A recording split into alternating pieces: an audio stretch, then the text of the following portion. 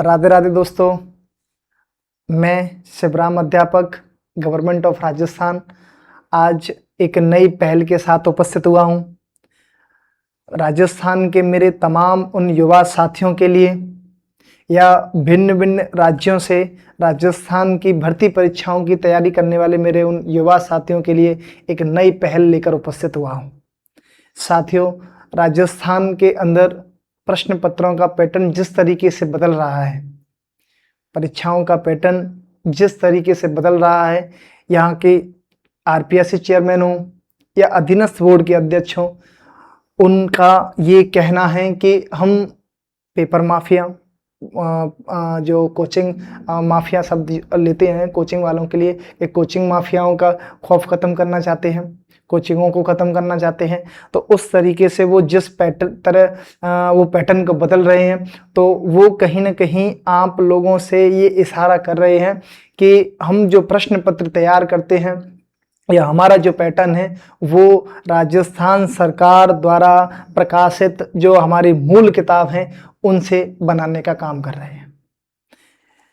पीछे आप जो ये किताब देख रहे हैं, इस किताब के हर एक लाइन में प्रश्न तैयार किया जा सकता है और हो भी रहा है। आप और हम अगर पिछले एक साल के प्रश्न पत्रों का सघन निरीक्षण करें, तब हम पाते हैं कि निश्चित रूप से इस वाली किताब या 9th वाली जो किताब है उसके अंदर से तमाम प्रश्न उठाए गए हैं। तो कहीं ना कहीं आज एक शब्द बहुत ज़्यादा गूंज रहा है, वो है मूल किताब को लेकर के। क्या है ये मूल किताब? मूल किताब यानी कि राजस्थान सरकार द्वारा राजस्थान की जीके से संबंधित जो किताबें प्रकाशित की गई हैं वो मूल किताब है। मुख्यतः कक्षा 10वीं की ये राजस्थान का इतिहास एवं संस्कृति और कक्षा 9th की स्वतंत्रता सेनानी वाली एक पुस्तक है वो। साथियों, मैं आज जिस पहल की बात कर रहा हूं, मैं एक नौकरी मंत्र नाम का एक चैनल शुरुआत करने जा रहा हूं। जैसा इसका नाम है शायद वैसे इसके काम भी होने जा रहे हैं। मंत्र उच्चारण से हर समस्या का समाधान होता है, आप भी जानते हैं, मैं भी जानता हूं। उसी तरह से नौकरी में सबसे ज़्यादा कारगर साबित होगा मेरे द्वारा जो पढ़ाया हुआ कंटेंट है। मैं प्रयास यही मेरा रहेगा कि मैं उन चीज़ों को ज़्यादातर सघन उनका निरीक्षण करूं कि वर्तमान जो भर्ती परीक्षाएं वो किस पैटर्न पर काम कर रही हैं, कहां से प्रश्न पत्र तैयार किए जा रहे हैं, यानी कि मूल किताबों को लेकर के या राजस्थान की और राजस्थान सरकार द्वारा संचालित किताब हैं उन पर काम करने का काम करूँगा मैं, उनको पढ़ाने का काम करूँगा मैं। तो कहीं ना कहीं इसका नाम क्यों रखा गया है मंत्र, यानी कि आपके लिए ये मंत्र का ही काम करेगा, मेरे द्वारा पढ़ाया हुआ मंत्र का ही काम करेगा, कहीं फेल नहीं होगा। निश्चित रूप से आपको सफल बनाने में ये आपकी सहायता करेगा। ये जो कक्षाएं वो बिल्कुल निःशुल्क आपके लिए उपलब्ध यूट्यूब पर रहेंगी, किसी प्रकार का कोई शुल्क नहीं है।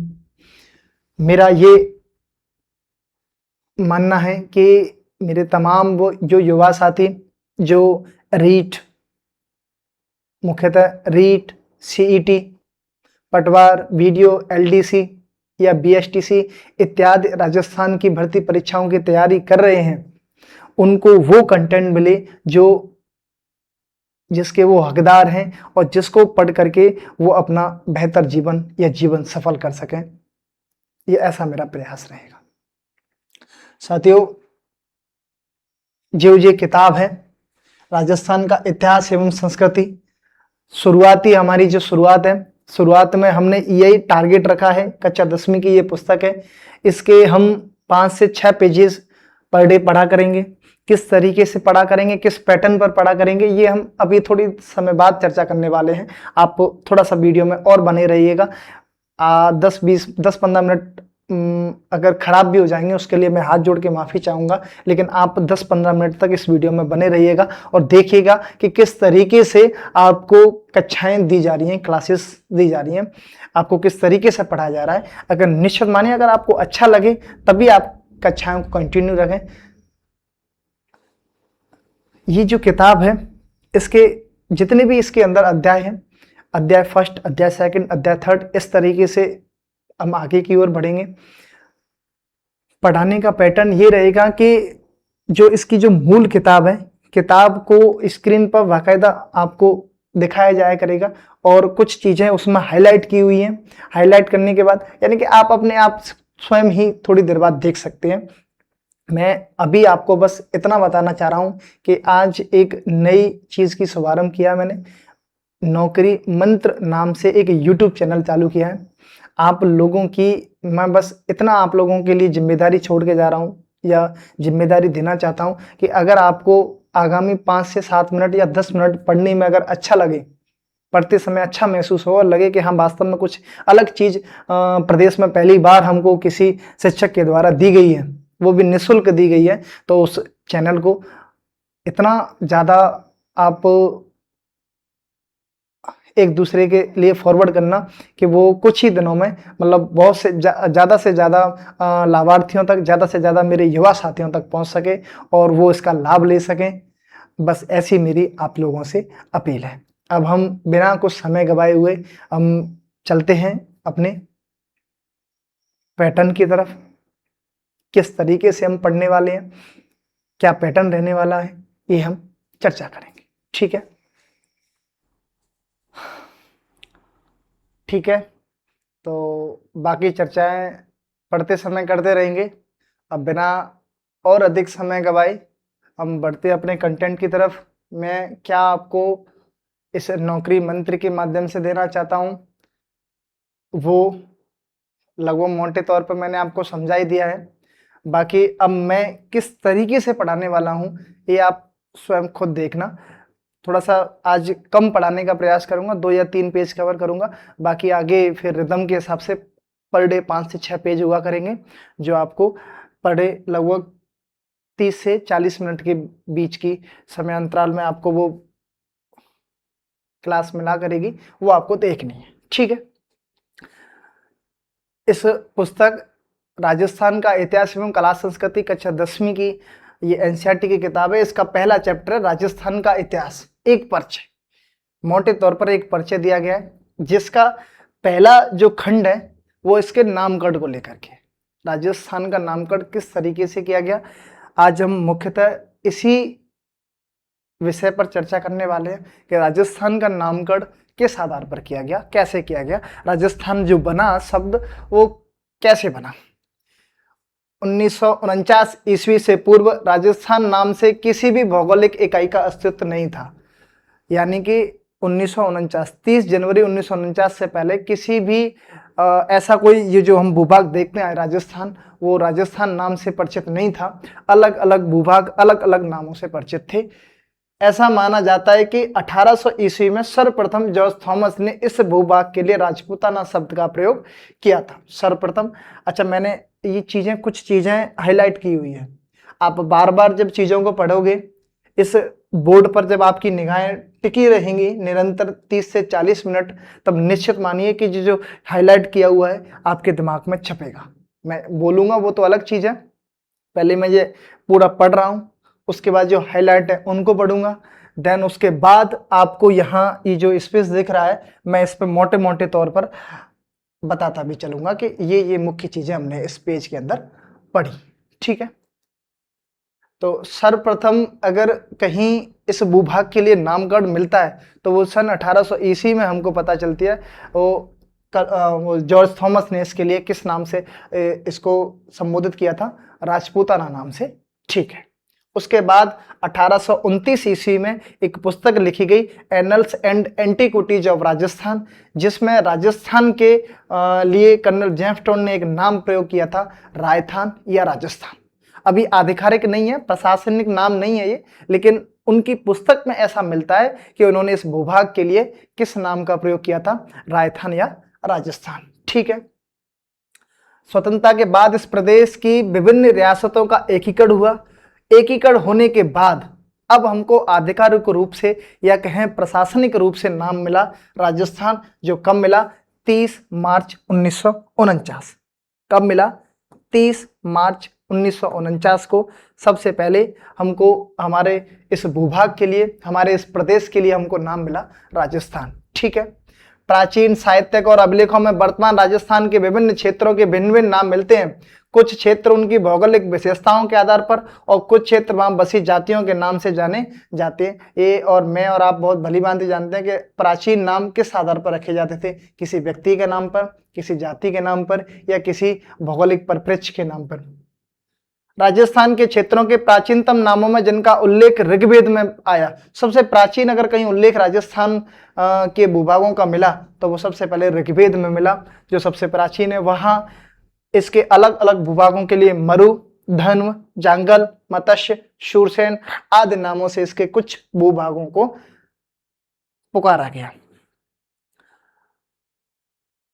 मरु और धन्व दोनों का अर्थ एक ही है। इनका प्रयोग जोधपुर संभाग के मरुस्थल के लिए हुआ है, यानी कि जोधपुर संभाग के लिए मरु या मरुवार नाम का प्रयोग उस समय पे, यानी कि ऋग्वेद काल में जोधपुर के लिए या जोधपुर संभाग के लिए क्या नाम प्रयुक्त किया गया है, तो मरु या मरुवार। ठीक है, कालांतर में इसको मारवाड़ कहा गया, थोड़ा सा शुद्धिकरण हुआ, मरुवार से इसको मारवाड़ कहा गया। जांगल शब्द का प्रयोग उस क्षेत्र के लिए किया गया जहां शमी, कैर या पिलू के अधिक वृक्ष पाए गए। आपको ही पता है जहां ज्यादातर वृक्ष होंगे वो जंगल ही कहलाता था या कहलाता है आज भी। तो यहाँ ज्यादातर शमी और कैर या कैर को ही पिलू कहते हैं, उनके वृक्ष सबसे ज्यादा पाए गए और वृक्षों की अधिकता के कारण इस क्षेत्र को जंगल या जंगल कहा गया। और ये मुख्यतः अगर क्षेत्र जिलों की बात करें तो बीकानेर और नागौर के आसपास का क्षेत्र, बीकानेर और नागौर के आसपास का क्षेत्र क्या कहलाता है, जंगल देश या जंगल प्रदेश कहा जाता है। ठीक है, मत्स्य जिसका उल्लेख महाभारत में एक राज्य के रूप में हुआ और वो राज्य जयपुर, अलवर और भरतपुर के एक क्राइटेरिया में आता है, मत्स्य प्रदेश। कौन सा प्रदेश, मत्स्य प्रदेश, या मत्स्य के नाम से जो भूभाग जाना गया वो था जयपुर, अलवर और भरतपुर। जयपुर, अलवर, भरतपुर, कौन सा प्रदेश, मत्स्य प्रदेश, जिसकी राजधानी विराटनगर हुआ करती थी। मत्स्य प्रदेश की राजधानी क्या हुआ करती थी, विराटनगर हुआ करती थी। ठीक है, भरतपुर के मथुरा क्षेत्र से सटा हुआ क्षेत्र धौलपुर और करौली, इसको शूरसेन राज्य में सम्मिलित माना जाता था। प्राचीन समय में ऋग्वेद काल में, महाभारत काल में शूरसेन राज्य हुआ करता था और वो क्षेत्र कौन सा था, वर्तमान का धौलपुर और करौली का क्षेत्र। ठीक है, महाभारत में इसका उल्लेख मिलता है। भौगोलिक विशेषताओं के आधार पर नामित कुछ अन्य क्षेत्र निम्नलिखित हैं। ये भौगोलिक विशेषताओं के आधार पर ये नीचे हैं। मैं पहले अभी जो ऋग्वेद में आपको मिले उनका एक मोटे तौर पर यहाँ कुछ बिंदु बना देता हूँ, या बिंदु के रूप में सबसे पहले हमने चर्चा की थी, पेन चेंज कर लेता हूं।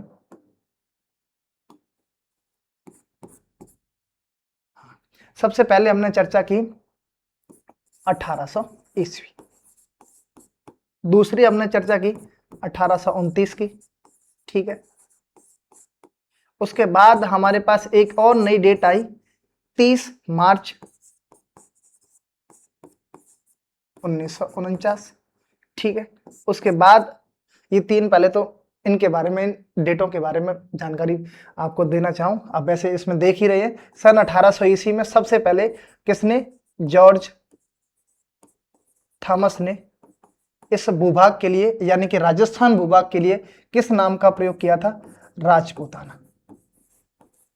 किस नाम के लिए, मतलब राजस्थान के लिए किस नाम से संबोधित किया, तो वो राजपूताना। ठीक है, फिर उसके बाद अगर कहीं नाम का उल्लेख मिला तो 1829 ईस्वी में कर्नल जेम्स टॉड ने एक पुस्तक लिखी थी annuls and antiquities, annuls and antiquities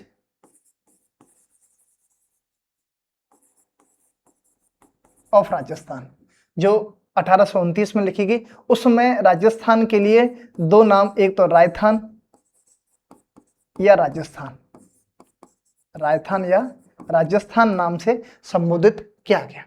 उसके बाद एक और डेट आई जो मुख्य डेट हमारे लिए है आज की, उसमें 30 मार्च 1949 एकीकरण पूर्ण हुआ। राजस्थान का एकीकरण 7 चरणों में पूर्ण होने के बाद अंतिम 30 मार्च 1949 को मोहर लगा दी गई और राजस्थान को एक प्रदेश का दर्जा दे दिया गया। और राजस्थान का जो भूभाग है वो किस नाम से जाना जाने लगा, राजस्थान प्रदेश के नाम से जाना जाने लगा। ये 3 बातें हमने इन ऊपर की लाइनों में पढ़ी। फिर उसके बाद हमने इसके नामकरण के बारे में पढ़ा। तो नामकरण हमने यहाँ मुख्यतः नामकरण पढ़ा था, वो ऋग्वेद काल का पढ़ा है। कौन से काल का? ऋग्वेद काल का हमने यहाँ मुख्यतः जो नामकरण पढ़ा है वो ऋग्वेद काल का पढ़ा है। ठीक है, ऋग्वेद काल में मैं यहाँ अलग अलग स्थान लिख देता हूँ, जैसे जोधपुर के लिए या जोधपुर संभाग के लिए। ठीक है, जोधपुर संभाग के बाद आया बीकानेर संभाग कह लो, या बीकानेर नागौर का एरिया, बीकानेर एंड नागौर वाला एरिया। ठीक है, अभी हम इनको जानेंगे कि इनको किस नाम से जाना गया या जाना जाता था। ठीक है, उसके बाद आया मत्स्य, यानी कि वो अपना जयपुर, अलवर, भरतपुर, जयपुर, अलवर एंड भरतपुर। ठीक है, उसके बाद हमने और जिले पढ़े, वो था हमारा धौलपुर और करौली, धौलपुर एंड करौली। ज्यादातर इन्हीं जो आज के जिले हैं उनका उल्लेख मिलता है किस काल में? ऋग्वेद में, यानी कि हमारे महाभारत काल में। जोधपुर संभाग के लिए मरु, जोधपुर संभाग के लिए मरु या मरवाड़ या मारवाड़, बाद में मारवाड़ हुआ। ठीक है, बीकानेर एंड नागौर के लिए जांगल प्रदेश, जांगल प्रदेश। ठीक है, उसके बाद जयपुर, अलवर, भरतपुर के लिए मत्स्य प्रदेश, और उसके बाद धौलपुर और करौली के लिए सूरसेन राज्य के नाम से इनको जाना जाता था। इस पूरे पेज के अंदर यहां तक हमने इन्हीं मुख्य 7 चीजों के बारे में पढ़ा। 1800 ईस्वी आपको जॉर्ज थॉमस राजपूताना संबंध याद रखना है। 1829 analysis and antiquities of Rajasthan जो कर्नल जेफस्टोन ने लिखी, जिसमें राजस्थान या राजस्थान नाम का उल्लेख मिलता है। उसके बाद 30 मार्च 1949 को राजस्थान को आधिकारिक रूप से या प्रशासनिक रूप से नाम मिला राजस्थान। उसके बाद हमने ऋग्वेद में इसके नामकरण देखे। जोधपुर संभाग को मरु या मरवार के नाम से, बीकानेर संभाग को या बीकानेर नागौर को जंगल प्रदेश के नाम से, जयपुर संभाग को या जयपुर, अलवर, भरतपुर को मत्स्य प्रदेश के नाम से, और धौलपुर और करौली को सूरसेन राज्य के नाम से जाना जाता था। ये रही हमारे इस पेज की कहानी। थोड़ा सा और मैं अगर नीचे आगे बढ़ूं, अब भौगोलिक विशेषताओं के आधार पर कुछ नामकरण दिए गए, थोड़ा सा बाद में। भौगोलिक विशेषताओं के आधार पर माही नदी के पास का जो क्षेत्र है, जिसको हम मतलब मुख्यतः प्रतापगढ़ के आसपास का जो भूभाग है, वो कांठल के नाम से जाना जाता था। किस नाम से जाना जाता था? कांठल। यानी कि माही नदी का जो किनारे का जो एरिया था, माही नदी यहाँ जहाँ जिस एरिया में बहा करती थी, उसके जो किनारों के आसपास की जो भूभाग था, वो किस नाम से जाना जाता था? कांठल प्रदेश के नाम से। किताब में लिखा है अभी कि किनारों को कांटे कहा जाता है। माही नदी के जो किनारा हुआ करता था उसको कांटे ही बोलेंगे, नदी का कांठा बोलेंगे। अब किसी भी बर्तन के कांटे बोलते हैं, उस प्रकार से ऐसे ही नदी का कांठा मतलब नदी के आसपास का हिस्सा। उस भाग को हम किस नाम से जाना जाता था? तो प्रतापगढ़ कांठल, यानी कि माही नदी का मैदान क्षेत्र कांठल। ठीक है, उसके बाद प्रतापगढ़ बांसवाड़ा का जो भूभाग था वो 56 का मैदान कहलाया। क्यों? क्योंकि 56 गाँवों का समूह था। 56 गाँवों के समूह होने के कारण 56 उसको 56 का मैदान कहा गया। तो यहां हमने 2 चीज और पढ़ी, ये मैं 2 चीज और ऐड कर देता हूं। कौन सी 2 चीजें ऐड की? सबसे पहले हमने पढ़ा था प्रतापगढ़, प्रतापगढ़, प्रतापगढ़ का एरिया, और उसके बाद हमने पढ़ा था प्रतापगढ़ और बांसवाड़ा का एरिया, प्रतापगढ़ एंड बांसवाड़ा का एरिया। ठीक है, बताओ प्रतापगढ़ का एरिया यानी कि माही नदी का जो बहाव क्षेत्र था या माही नदी के आसपास का जो भूभाग था वो किसके नाम से जाना जाता था? कांठल के नाम से, कांठल प्रदेश के नाम से। ठीक है, उसके बाद प्रतापगढ़ और बांसवाड़ा का जो भूभाग था, जो 56 गांवों का समूह था, उसको हम किसके नाम से जाना जाता था? 56 का मैदान, 56 का मैदान। ये रही हमारी इस पेज की कहानी, जो बहुत ही, अगर कम शब्दों में पढ़नी है तो इधर पढ़िए, और अगर आपको विस्तार से पढ़ना है तो आपको इधर देखना होगा। ठीक है, आप स्क्रीनशॉट ले सकते हैं। मैं अगले पेज की तरफ रुख कर रहा हूं। ठीक है, आप अपने सुझाव दें, मेरी नई शुरुआत है। अगर किसी भी तरह का नया कोई और अगर कंसेप्ट आपके दिमाग में आ रहा है कि इस तरीके से पढ़ाओ ज़्यादा बेहतर रहेगा, अगर मुझे लगेगा कि हाँ सच में ये और बेहतरीन हो सकता है, मैं कोशिश करूँगा और बेहतरीन करने की। अभी फ़िलहाल के लिए जिस तरीके से पढ़ा रहा हूँ वो आपको पढ़ना है। ठीक है,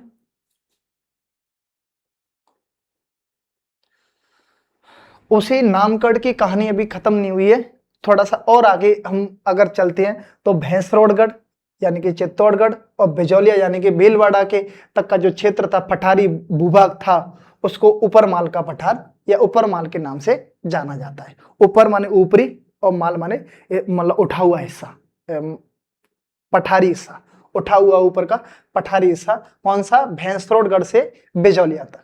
कहां से? भैंसरोगढ़ चित्तौड़ से और बिजौलिया भीलवाड़ा तक। ठीक है, उसके बाद उदयपुर के आसपास का प्रदेश पहाड़ियों की अधिकता के कारण गिरवा कहलाया। यानी कि आज भी हम उदयपुर को देखते हैं तो उदयपुर पहाड़ियों में बसा हुआ एक जिला है, और गिर माने होता है पहाड़ियां, और वहां माने घिरा हुआ, मतलब पहाड़ियों से घिरा हुआ हिस्सा। तो उदयपुर का जो आसपास का जो प्रदेश था, उदयपुर के आसपास का जो हिस्सा था, वो गिरवा के नाम से जाना जाता था। जैसलमेर को मांड कहा करते थे, मांड प्रदेश। जैसलमेर किस नाम से जाना जाता था? जैसलमेर मांड प्रदेश के नाम से जाना जाता था। डूंगरपुर बांसवाड़ा का जो एरिया था वो बांगड़ कहलाता था। डूंगरपुर और बांसवाड़ा जो नीचे का एरिया था वो किसके नाम से जाना जाता था? बांगड़ प्रदेश के नाम से जाना जाता था। कोटा और बूंदी को हाड़ौती कहते हैं। कोटा और बूंदी, वैसे आज का अगर हाड़ौती देखें तो कोटा बूंदी 12 झालावाड़ आता है। उस टाइम पे कोटा और बूंदी दो जिले हुआ करते थे, इस वजह से उनका दोनों का जिक्र 12 और झालावाड़ बाद में बने थे, इस वजह से उनका जिक्र नहीं है। ठीक है, सीकर झुंझुनू चूरी को आज भी हम किस नाम से जाना जाता है? वो शेखावाटी के नाम से जानते हैं। ठीक है, नामकरण की इस कहानी में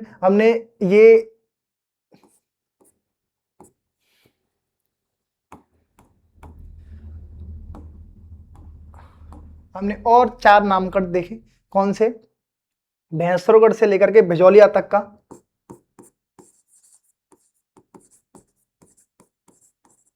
भैंसरोडगढ़ से कहां तक? बिजौलिया तक। भैंसरोड कहां पड़ता है? ये चित्तौड़ में, ये भीलवाड़ा में। इसका जो भूभाग है उसको हम अभी बताएंगे किस नाम से। ठीक है, उसके बाद हमने उदयपुर का देखा, उदयपुर का अभी बताएंगे किस नाम से। ठीक है, उसके बाद हमने जैसलमेर देखा,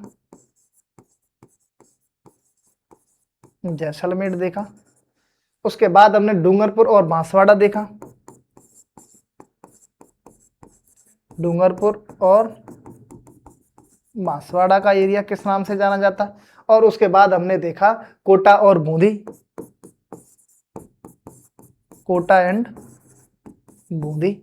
ठीक है, उसके बाद हमने सीकर झुंझुनू और चूरू, सीकर झुंझुनू एंड चूरू। मुख्यतः हमने इन जिलों के बारे में इस किताब के अंदर देखा।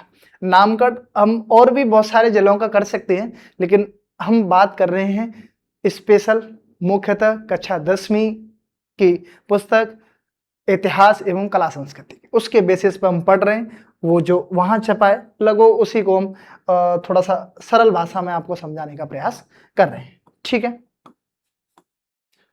बिजौलिया, भैंसरोडगढ़ और बिजौलिया वाला भूभाग किस नाम से? ऊपरमाल का पठार। ठीक है, ऊपरमाल से। उदयपुर का हमारा गिरवा, उदयपुर का भूभाग किस नाम से जाना जाता? गिरवा। ठीक है, जैसलमेर मांड प्रदेश के नाम से। किस प्रदेश के नाम से? आप कहोगे मांड प्रदेश के नाम से। और डूंगरपुर बांसवाड़ा, डूंगरपुर और बांसवाड़ा बागड़ प्रदेश। कौन सा प्रदेश? आप बोलोगे सर बागड़ प्रदेश। कोटा बूंदी आपको बहुत अच्छे से पता ही है, हाड़ौती, सॉरी,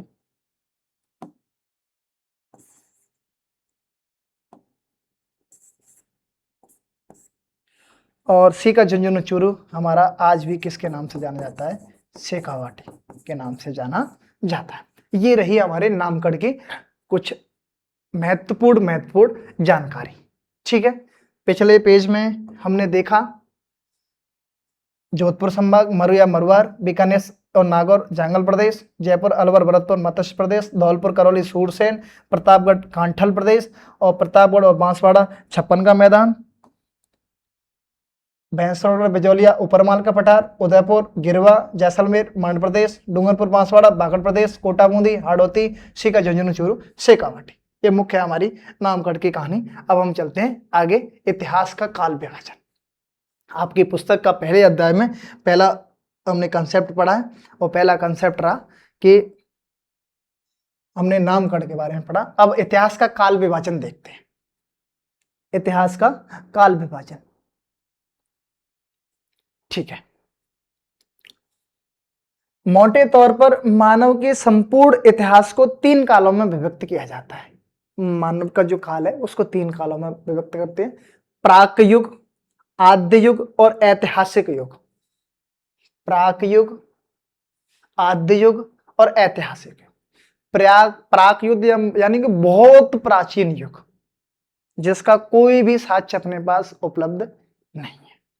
आद्य युग लगभग हड़प्पा कालीन समय, जो थोड़े बहुत साक्ष्य हमारे अब सब जो उत्खनन कार्य हो रहे हैं, उन उत्खनन कार्यों के माध्यम से थोड़ी बहुत जानकारी हमको प्राप्त हो रही है, वो आद्य युग में। ऐतिहासिक युग वो युग है जो लगभग राजा महाराजाओं का जो शासन काल था हमारे उसमें, उस समय का प्रदेश, उस समय का काल ऐतिहासिक युग के नाम से जाना जाता है। जो आज मतलब आज से बाद की जितनी भी घटनाएं और वो सब किस में जाएंगे? ऐतिहासिक काल में। प्राक युग इतिहास के उस काल को कहा जाता है जिसके ज्ञान के लिए कोई लिखित साक्ष्य उपलब्ध नहीं है, अर्थात मानव लेखन कला से अपरिचित था। आद्य युग की संज्ञा इतिहास के उस काल को दी गई जाती है जिसके लिखित साक्ष्य तो उपलब्ध हैं। इसमें कोई लिखित साक्ष्य नहीं, कोई लिखित साक्ष्य नहीं, बिल्कुल भी लिखित साक्ष्य नहीं।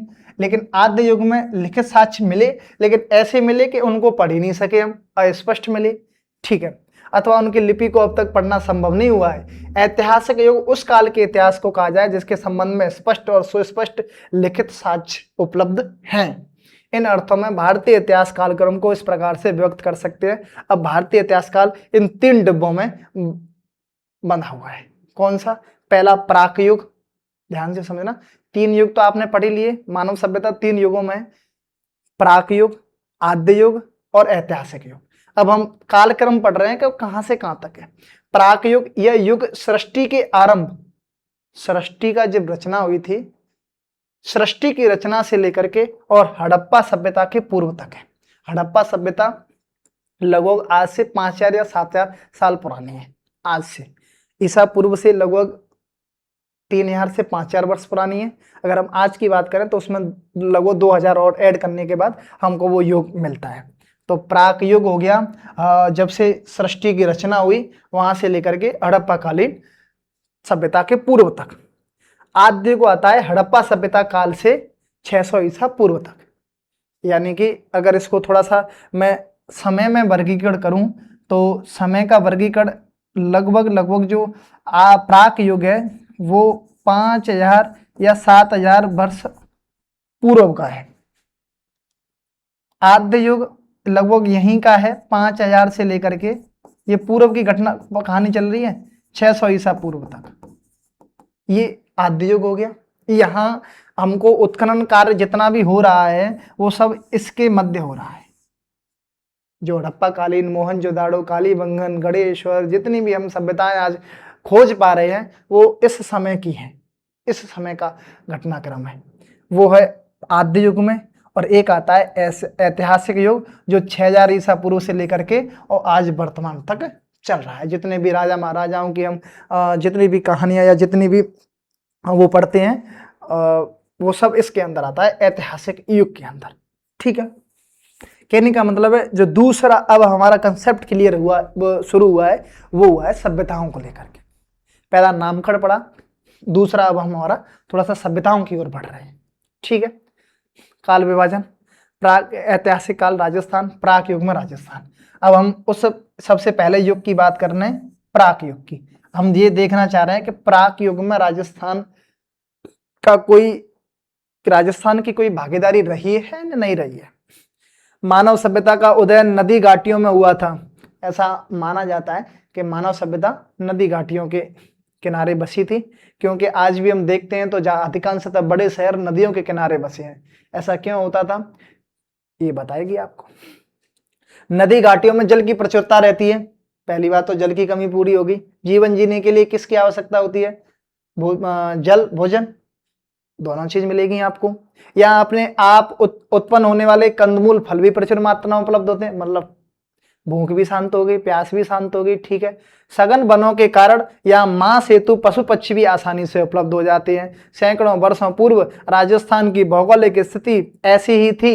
यद्यपि राजस्थान का एक बड़ा भाग आज मरुस्थल है, किंतु विद्वानों की मानता है कि सैकड़ों वर्ष पूर्व इसी मरुस्थली भूमि में एक समुद्र विद्यमान हुआ करता था, और उस समुद्र में सरस्वती और द्रस्वती नदियां इस समुद्र में आकर गिरती थी। यानी कि प्राग ऐतिहासिक काल में भी राजस्थान की भागीदारी रही है।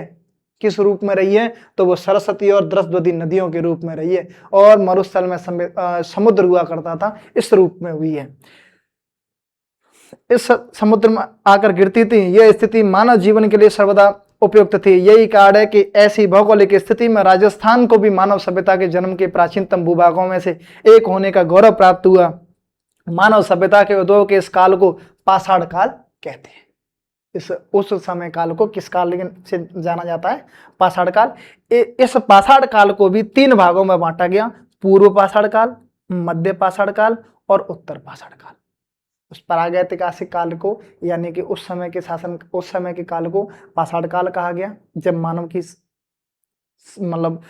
ये जीवन रूपी सभ्यता विकसित हुई थी। मानव रूपी जो सभ्यता विकसित हुई थी उसको पाषाण काल कहा। उसको भी 3 भागों में बांटा, पूर्व पाषाण, मध्य पाषाण, उत्तर पाषाण। हालांकि ये अपने कोई इतनी बहुत ज्यादा उपयोगी नहीं है।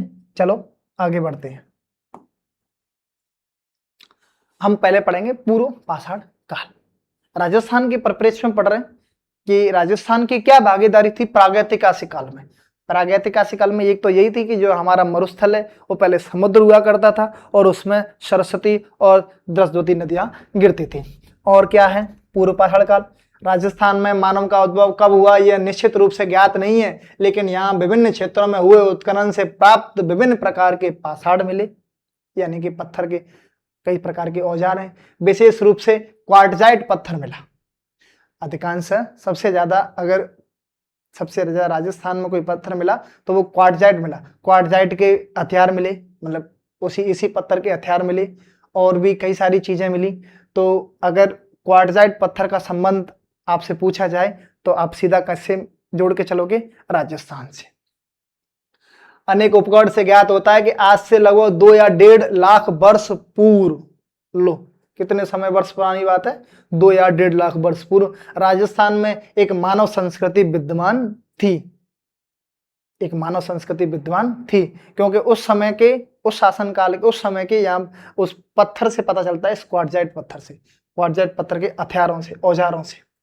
1870 ईस्वी में, ये नोट करना तो अच्छा पॉइंट आ रहा है, 1870 ईस्वी में C.A. हैकेट नाम के एक उत्खननकर्ता, C.A. हैकेट, क्या नाम है, C.A. हैकेट। C.A. हैकेट ने सर्वप्रथम जयपुर और इंद्रगढ़ से पत्थर से बनी पूर्व पाषाणकालीन हस्त कुठार खोज निकाली। वो लगभग कितने साल वर्ष पुरानी की बात हो रही है, 1.5 लाख वर्ष पुरानी बात है। उस समय की इन्होंने हस्त कुठार कोई कुल्हाड़ी निकाली है हाथ की, लेकिन वो किस पत्थर से बनी थी, क्वार्टजाइट पत्थर से। किस पत्थर की थी, क्वार्टजाइट पत्थर की। किसने निकाली, C.A. हैकेट ने। कौन सी सन में, 1870 में। हस्त कुठार जो कहां से निकली, जयपुर और इंद्रगढ़ से, ठीक है। कुछ समय पश्चात सेंटकार नामक एक उत्खननकर्ता हुए, उन्होंने झालावाड़ से इसी युग के अनेक उपकरण खोज निकाले, लेकिन सर्वप्रथम किसने निकाले, वो C.A. हैकेट ने निकाले थे 1870 ईस्वी में। इसके बाद हुए योजनाबद्ध उत्खनन में भारतीय पुरातत्व और संग्रहालय विभाग नई दिल्ली, डेक्कन कॉलेज पूना के वीरेंद्रनाथ मिश्र, राजस्थान पुरातत्व एवं संग्रहालय विभाग के RC अग्रवाल, डॉक्टर विजय कुमार, हरिचंद मिश्र आदि विद्वानों ने राजस्थान की पूर्व पाषाणी सभ्यता और संस्कृति के विभिन्न पक्षों को सामने लाने में सराहनीय योगदान दिया है। इनके प्रयत्नों से राजस्थान में अजमेर, अलवर, चित्तौड़, भीलवाड़ा, जयपुर, झालावाड़, जालौर, जोधपुर, पाली, टोंक आदि क्षेत्रों की प्रमुख नदियों, विशेष रूप से चंबल, बनास व उनकी सहायक नदियों के किनारे पूर्व पाषाणकालीन उपकरण प्राप्त हुए हैं। अब बाद में इन सभी से धीरे धीरे कुछ न कुछ औजार मिल गए। जालौर से इस युग के उपकरणों की खोज का श्रेय बी आल्चिन को जाता है। अगर आपसे पूछा जाए एक प्रकार का प्रश्न ये बन सकता है कि निम्न का संबंध किससे है या नहीं है। सीए हैकेट का संबंध जयपुर या इंद्रगढ़ से, सेंटकार का संबंध झालावाड़ से, और जालौर मतलब बी आल्चिन का संबंध जालौर से। तीनों नाम आपको याद रखनी है। सीए हैकेट जयपुर या इंद्रगढ़ 1870 ईस्वी में इन्होंने खोज की, हस्तकोठार की। उसके बाद सेंटकार झालावाड़ ने खोज की। उसके बाद जालौर से उपकरण खोजने का श्रेय जाता है बी आल्चिन को। ये तीन नाम में आपको एक तो यहाँ आपको विशेषकर पूर्व पाषाण काल से संबंध, एक तो क्वार्टजाइट पत्थर का ध्यान करना है।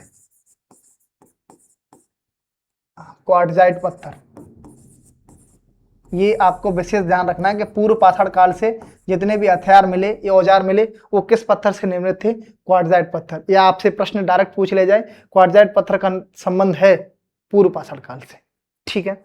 दूसरा आपको फिर याद रखने वाली बात है, वो है सीए हैकेट। सीए हैकेट, ठीक है। अभी हम देखेंगे कि सीए हैकेट के क्या कारनामे। अब हम दूसरा नाम देख लेते हैं। दूसरा नाम है सेंटकार, सैटन कार। कौन सा कार? सैटन कार, ठीक है। सैटन कार के बाद आता है बी आल्चिन। बी आल्चिन।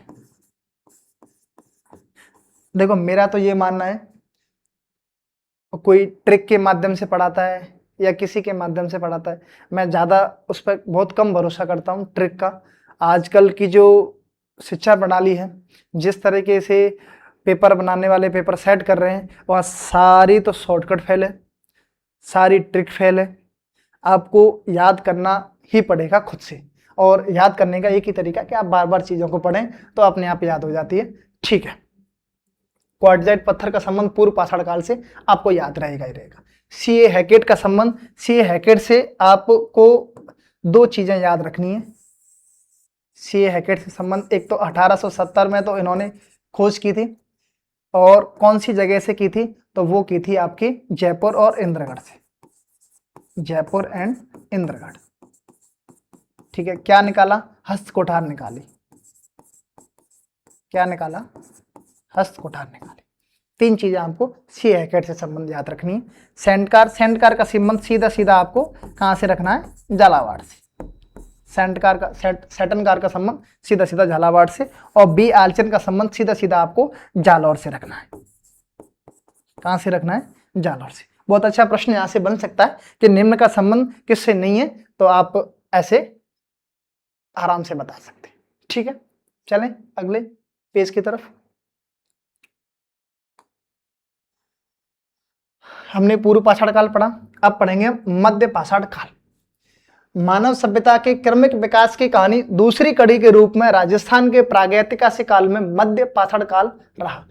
पश्चिम राजस्थान में जो लूणी नदी है और उसकी जो सहायक नदियां हैं, और चित्तौड़ की भेड़च नदी घाटी, विराटनगर से मध्य पाषाण काल उपगढ़ मिले हैं।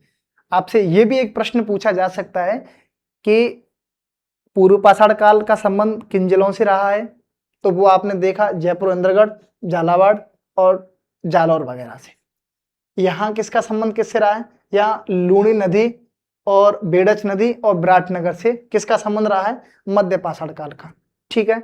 यहाँ से क्या उपकरण मिले? यहाँ से उपकरण हल्के मिले, छोटे मिले। उपकरणों में क्या मिला? ये इस प्रकार की, मतलब एक तरह से पाषाणों का नाम है। इन पाषाणों से बने हुए वो औजार मिले हैं। जैस्पर, एगेट, चर्ट, कर्नेलियन, क्वार्टजाइट और कल्सेडोनी। इन पाषाणों से बने क्या क्या औजार मिले वो देखो। इनसे बने क्या क्या हमको औजार मिले, तो ब्लेड मिला, इग्रेवर मिली, ट्रायंगल कोई मिला, 3 एंगलों वाला कोई कुछ ऐसा औजार मिला होगा, क्रेसेंट, ट्रेपेज, स्क्रेपर, पॉइंटर मिला। ये आदि पत्थर के कुछ उपकरण मिले। कौन से काल से? मध्य पाषाण काल से। कहां से? तो वो लूणी नदी और बेडच नदी के आसपास। ज्यादातर सभ्यताएं नदी के किनारे क्यों मिल रही हैं? क्योंकि पहले ही हम पढ़ के आ चुके कि सभ्यताएं विकसित ही कहाँ हुआ करती थी? नदियों के किनारे। क्योंकि पीने के लिए जल था, समरसेबल तो थी नहीं आज की तरह, बटन दबाई पानी आ गया, नहीं, नदियों से पानी लाते थे। और आज की तरह भोजन बनाने की कोई ऐसी व्यवस्था नहीं थी कि रोटियां सेकने की व्यवस्था हो सकता है आदमी फलों से या मांस से इत्यादि से ही भोजन प्राप्त करता था। तो वो सब चीजें कहाँ मिलेंगी? नदी के पास मिलेंगी, रेगिस्तान में तो मिल नहीं सिरे। ठीक है, तो मध्य पाषाण काल से क्या मिला? पूर्व पाषाण काल से सिर्फ एक ही हथियार मिला है, हस्त कुठार, हाथ की कुठार। यहां से ब्लेड, इग्रेवर, ट्रायंगल, क्रेसेंट, ट्रेपेज और स्क्रेपर और पॉइंटर। प्रश्न बन सकता है कि निम्न उपकरणों का संबंध किस काल से नहीं है या है? तब आपको ऐसे नाम दे देगा और उनका संबंध काल से पूछेगा, तब आपको ये याद रखना है। पत्थर के बने इन छोटे उपकरणों को माइक्रोलिथ बोला जाता था। किस नाम से बोला जाता था? माइक्रोलिथ। ज्यादातर नाम इंग्लिश में इस वजह से आए हैं हमारे पास क्योंकि जितने भी उत्खनन करता हुए अधिकांश वो अंग्रेज हुए और उन्होंने अपने हिसाब से उनको नामकरण किया, तो इस वजह से उनका नाम इंग्लिश में हमारे पास पहुंचा। हम अगर इसमें हिंदी में उसका करें अनुवाद तो लघु पाषाण उपकरण कहा गया। ठीक है, हम बात करेंगे उत्तर या फिर नव पाषाण काल की। मध्य पाषाण काल में हमने मुख्यतः किस चीज के बारे में पढ़ा कि मध्य पाषाण काल का संबंध एक तो लूणी नदी से है और किसका? और बेडच नदी से है और एक विराटनगर से है, मतलब यानी कि जयपुर से भी है। ठीक है, मिला क्या है? इन प्रकारों के पत्थरों से बने ब्लेड मिले। क्या क्या मिला? ब्लेड, ठीक है, इग्रेवर, ट्रायंगल और क्या मिला? क्रेसेंट।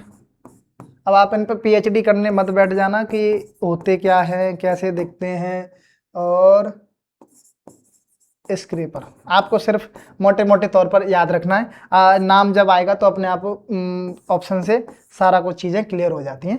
ठीक है, आपको मोटे मोटे तौर पर blade, engraver, triangle, crescent, trapeze, scraper, pointer ये याद रखनी, कुछ ज़्यादा याद नहीं रखना। ठीक है, याद रखने का मतलब ये भी नहीं होता रट्टा मानना है ना, बस चीज़ें दिमाग में होनी चाहिए। ठीक है, अब हम पढ़ते हैं उत्तर या नव पाषाण काल। भारत के अन्य भागों की भांति राजस्थान में भी उत्तर नव पाषाण कालीन सभ्यता का उदय हुआ था। कहाँ कहाँ चीजें मिली उत्तर या नव पाषाण काल की? अजमेर, नागौर, सीकर, झुंझुनू, जयपुर, उदयपुर, चित्तौड़, जोधपुर आदि। मैं आपसे फिर कह रहा हूँ, प्रश्न ये भी बन सकता है कि जिले दे दे और पूछे कि फलाने फलाने जिलों का संबंध किस काल की सभ्यता से है।